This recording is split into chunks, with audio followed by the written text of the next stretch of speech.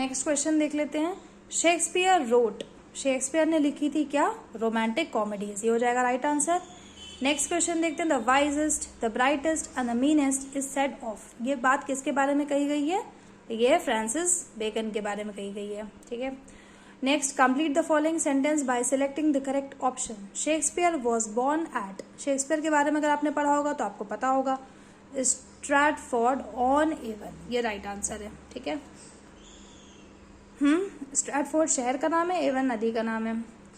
Are bodies are gardens to which our wills are gardeners, ये एक बात कही गई है, किस काम, किस वर्क में कही गई है और किसने कही है? आपसे पूछा सिर्फ ये गया है कि किसने कही है, तो आपका राइट आंसर ही एगो हो जाएगा। ठीक है। ऑथेलो वर्क था, उसमें से आया है ये। नेक्स्ट देख लेते हैं। Robert Southey was succeeded by dash as the poet laureate of England, Robert Southey के बाद कौन बना? विलियम वर्ड्सवर्थ बने थे, ये आपका राइट आंसर हो जाएगा। ठीक है।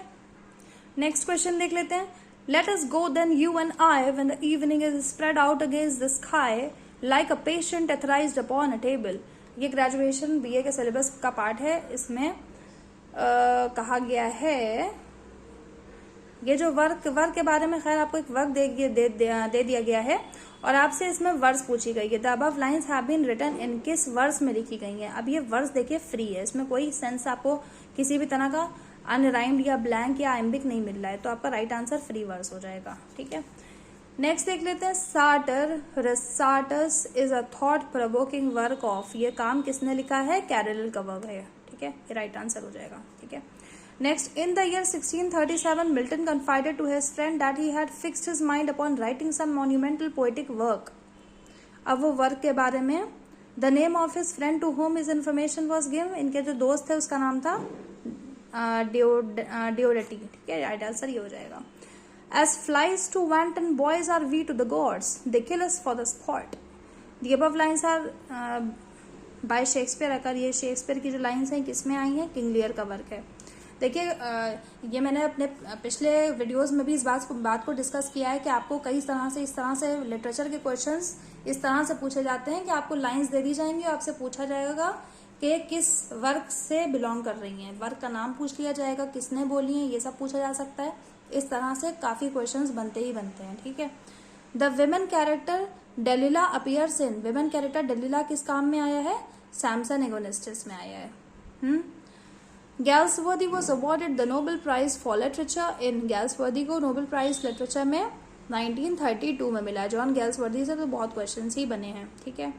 Will no one tell me what she sings? Perhaps the plaintive numbers flow for old unhappy far off things and battles long ago। अब ये पूरी सी लाइन्स दे दी गई और पूछा गया कि ये किस में से आएंगे। ये मतलब एक फ्रिक्वेंटली आस्क्ड क्वेश्चंस है कि आपको लाइन्स दे दी जाती हैं, आपसे पूछ लिया जाता है कि ये किस पोएम की हैं, किस वर्क की हैं, किसी ड्रामा की हैं या कहाँ से आई हैं। ठीक है, तो आपका ये राइट आंसर हो जाएगा the solitary reaper.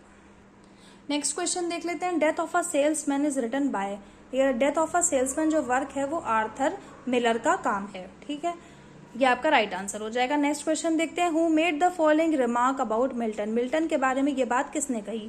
Milton was of the devil's party without knowing it, Milton devil की पार्टी का है लेकिन उसे खुद भी नहीं पता है। ये बात कही थी विलियम ब्लेक ने। ठीक है, ब्लेक आधा नाम दिया लेकिन मैं पूरा नाम बता रही हूँ, विलियम ब्लेक नाम था इनका। The sounding cataract haunted me like a passion, these lines occur in the poem, ये लाइन्स कहाँ से आई हैं? देखिए, बस यही पूछ लिया जाता है, लाइन्स दे दी जाती हैं, पूछा जाता है कहाँ से आई हैं। These lines occurs in the poem, ये आई हैं टिंटन एबे की। ठीक है।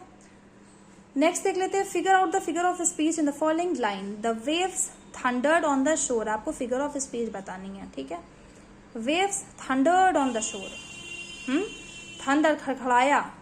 अब तो कोई खड़खड़ाएगा कौन? कोई इंसान खड़खड़ाएगा ना, तो एक तरह से एक नॉन लिविंग थिंग को पर्सन की तरह से समझा जा रहा है, तो ये पर्सोनिफिकेशन हो जाएगा राइट आंसर। ठीक है, इस तरह से चीजों को आइडेंटिफाई करके राइट आंसर आप फाइंड आउट कर सकते हैं। The beginning of the modern realistic drama in England took place with the writing of Caste, a play written by, ये प्ले किसने लिखी थी? इब्सन ने लिखी थी। ठीक है। नेक्स्ट देख लेते हैं। In which Charles Dickens novel we come across a character called Mr Micawber, Mr Micawber किस वर्क में आए हैं? चार्ल्स डिकेंस ने ऐसा कौन सा काम किया है जिसमें मिस्टर मैकॉबर आए हैं? तो डेविड कॉपरफील्ड इसका राइट आंसर हो जाएगा। ठीक है, इसके कैरेक्टर हैं मिस्टर मेकओवर, इसमें आए हैं। To use another person's thought writing as one's own, दूसरे के काम को अपने काम की तरह एक तरह से लिख लेना, दूसरे का काम चोरी करना, ये होता है प्लेगियरिज्म। ये राइट आंसर हो जाएगा।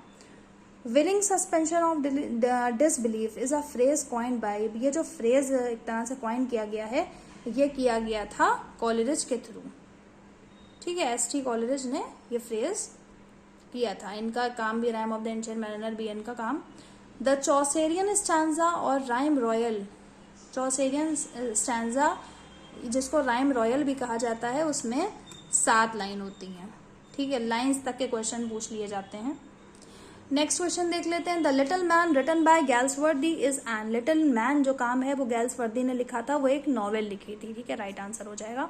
A sudden and ridiculous descent from the exalted to the commonplace and ordinary, especially when a writer striving for the noble or pathetic achieves the ludicrous, is best expressed by the term. अब ये जो बात पूरी कही गई है, ये बैथोस की डेफिनेशन है जो पूरी दी गई है। ठीक है, तो ये आपको पता होना चाहिए, बैथोस राइट आंसर हो जाएगा।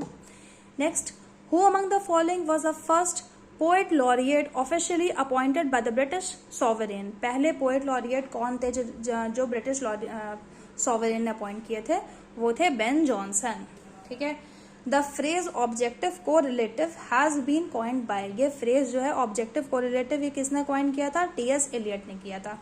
ठीक है, सो फ्रेंड्स आज के लिए इतना ही। हमने काफी लिटरेचर बेस्ड क्वेश्चंस इस सीरीज में हमने सॉल्व करे हैं, तो ऐसे ही मेरे वीडियो में बने रहिए और मेरी प्लेलिस्ट में जाके चेक कर लिए आपको जो इस कैटेगरी की रिक्वायरमेंट हो, and do subscribe to my channel and press the bell icon for the upcoming videos.